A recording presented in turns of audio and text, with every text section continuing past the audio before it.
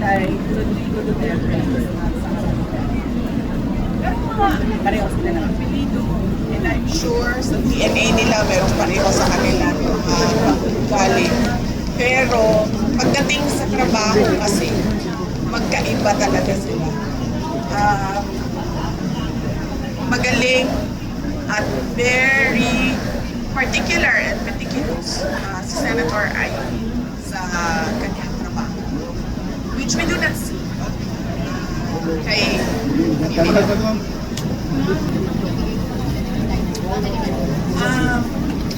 hindi ko pa sinusulat. Pero pag bigyan ninyo ako ng chance na sumulat, ako susulat. Ilang degrees?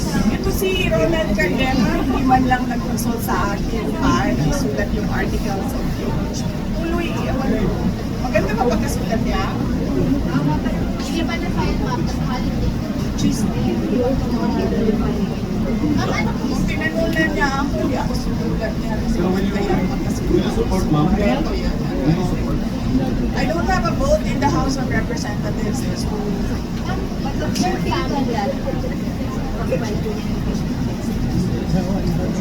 well, yun siguro ang damdamin ng Duterte Youth at yun yung consensus ng members na Duterte Youth Party List. So, malamang kaya nila ginawa kasi nga yun yung gusto ng majority ng kanilang party list. And we can only watch and maybe support him. But I've not read the articles of impeachment. So, hindi ko alam gaano siya kaganda pagkasulat. At gaano kaganda yung supporting documents para sa evidence.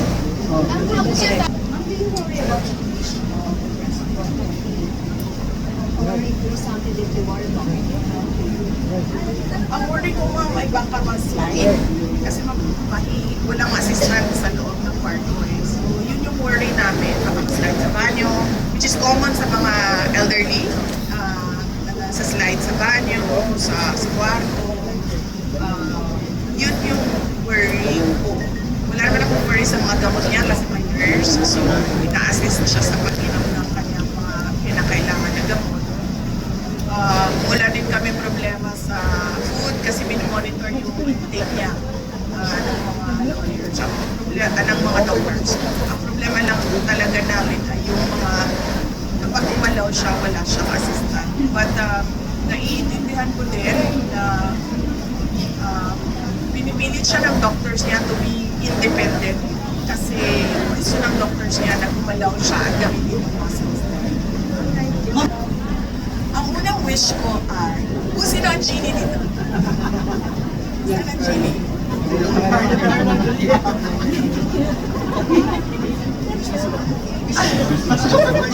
Sige, go! Unang wish ko ay sana manalo diretso ang pero after the fact naman ito ng election, pwede ko ba ito? Para sa bayan ko. So, ang unang wish ko para sa bayan, sana manalo ang 10 senators na PDP at 2 guest candidates na si Senator Amy Marcos and Senator Villar. Yun. At pangalawang wish ko, sana ay ma-release na sila ni Rodrigo Duterte sa election